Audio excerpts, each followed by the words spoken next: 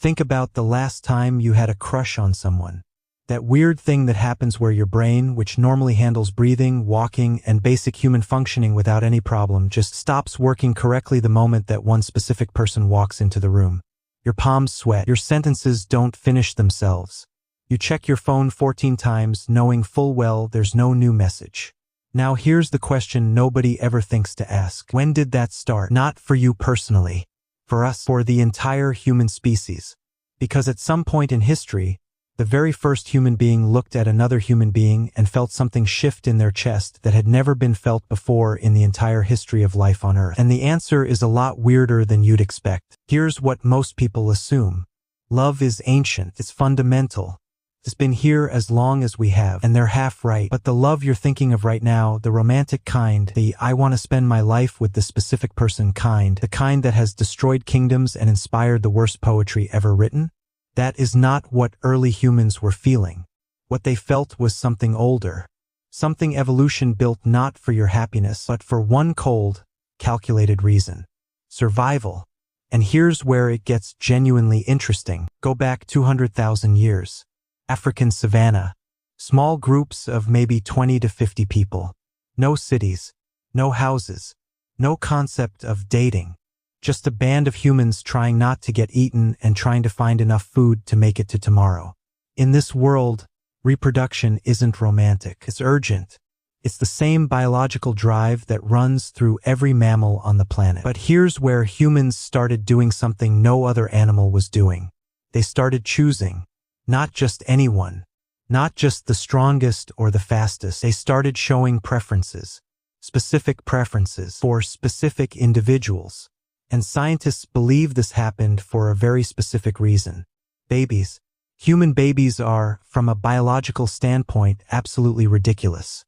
A baby deer can walk within hours of being born. A baby chimp is functional within weeks.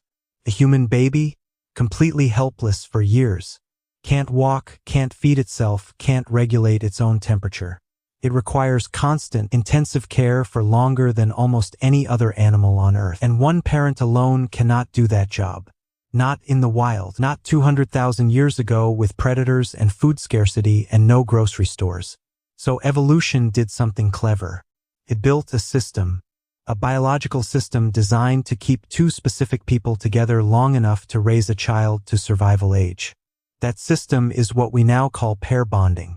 And pair bonding comes with a very specific neurochemical package. When you fall for someone, your brain releases a cocktail of chemicals that is, frankly, not that different from losing your mind.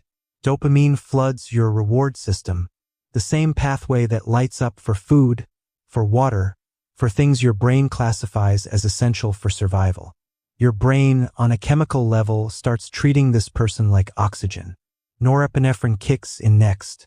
Heart rate goes up. Attention narrows. You notice things about them you wouldn't notice about anyone else.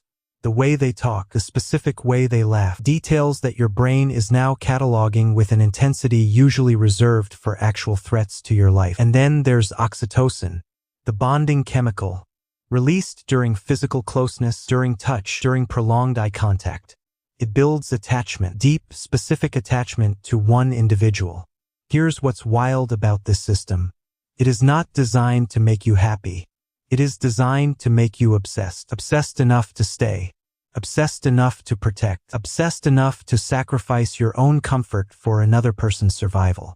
Evolution is not romantic. Evolution just found that obsession was the most reliable way to keep two people together long enough to raise a child.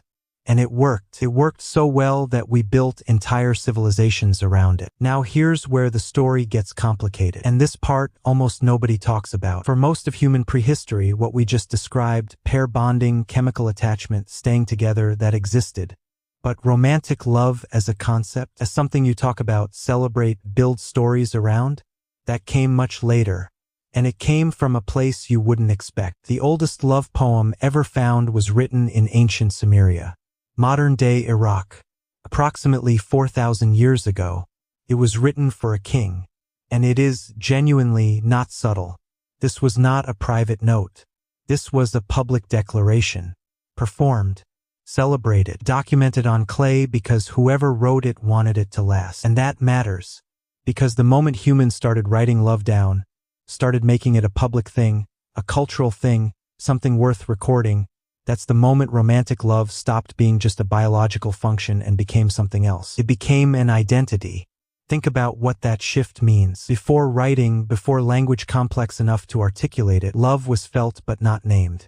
It was acted upon but not celebrated. Two people stayed together, raised children, maybe even felt that specific warmth of genuine attachment. But they didn't have a word for it. They didn't have a framework for it. There was no story to put themselves inside of. Language didn't create love, but language gave love a shape that changed how humans experienced it. Here's something that will genuinely reframe how you think about modern relationships. For most of recorded human history, marriage had nothing to do with love. Nothing at all.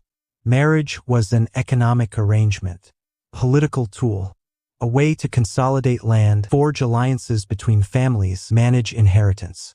Kings married for treaties, farmers married to combine fields, merchants married to merge trade routes. The idea that you should marry someone because you love them, that love is the primary reason to build a life with a person, that is, historically speaking, brand new. In ancient Rome, love was considered a dangerous distraction from the serious business of marriage. In medieval Europe, marrying for love was considered slightly unhinged, irresponsible, like making major financial decisions based on a feeling. The philosopher Erasmus, writing in the 1500s, had to actively argue that it wasn't shameful for a husband to love his own wife too much. In the 1500s, someone had to make the case that loving your spouse was acceptable. The shift happened slowly, and then very fast. The Romantic era of the 1700s and 1800s in Europe and America turned love into the central human experience. Literature, poetry, music, all of it started centering love as the thing a life should be organized around. And then came the 20th century. Hollywood, pop music, Valentine's Day as a commercial event. The idea that somewhere out there is your perfect person, your soulmate, and your job is to find them. An idea that for 190,000 of the 200,000 years our species has existed, nobody had. So what is love, actually? Biologically, it's a survival mechanism, a neurochemical system designed to create obsessive attachment between two people long enough to raise helpless offspring. Historically, it's a relatively recent cultural construct, an idea that evolved through language, literature, religion, and economics until it became the organizing principle of modern human life. But here's what I think is the most interesting part of this entire story. Neither of those explanations feels like the whole truth, because if love were purely biological, it would fade the moment its evolutionary purpose was served. And sometimes it does. But sometimes it doesn't. Sometimes it deepens. Sometimes people who have been together for 50 years describe something that sounds nothing like the frantic dopamine rush of early attachment. Something quieter, more specific, more chosen. And if love were purely a cultural construct, a story we tell ourselves, you'd expect it to disappear when people stopped believing the story. But it doesn't. It shows up in cultures that never had the concept of romantic love as we define it. It shows up in people who were taught to suppress it. It shows up in places and situations where it makes no practical sense at all, which suggests that maybe love is something the biology created, that language named, that culture shaped, and that humans then took somewhere evolution never intended it to go. Something that started as a survival mechanism and became, somehow, the thing most people consider the point of being alive. So when did humans first fall in love? The biology. 200,000 years ago, at least. Maybe longer. The concept, the word, the story, the cultural weight we put on it. A few thousand years ago. Recent in evolutionary terms. Practically brand new. But that specific feeling. The one that makes your brain stop working correctly when a particular person walks into the room.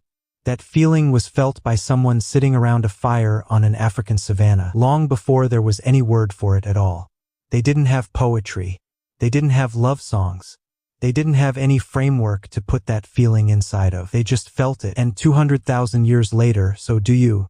Some things are older than language, and that might be the most human thing of all. If you're watching this and you've ever felt that thing, that specific, slightly irrational, completely overwhelming thing, congratulations. You are running software that is 200,000 years old. It was built to keep you alive, turned into something much stranger than that. And nobody, not the biologists, not the philosophers, not the poets, has fully figured out what it actually is yet. See you in the next one.